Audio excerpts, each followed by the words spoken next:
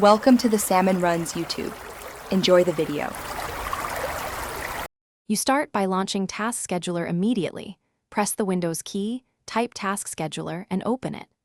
Once inside, make sure you're running as an administrator when required, because many tasks need elevation to work. Next, glance at Task Scheduler library and verify the system clock and time zone. Tasks run on those values. Then, click Action to create a new basic or advanced task so you can proceed to define triggers and actions.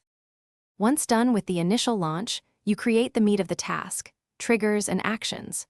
In the new task window, choose triggers to decide when the task runs, schedule, at log on, or on event, and set start time plus repeat every X minutes if needed. Then go to Actions, pick Start a Program, and supply the full executable path and any arguments. Make sure to set Start in if the program needs a working folder. Finally, configure conditions and settings to control behavior. To finish, you set conditions. Decide whether the task requires AC power, network availability, or idle state, and enable Run with highest privileges when admin access is needed. Then save the task and test immediately. Right-click the new task and select Run so you can observe behavior.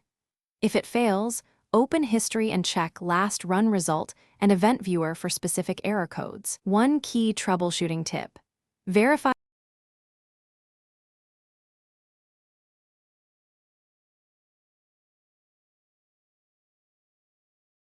Thanks for watching.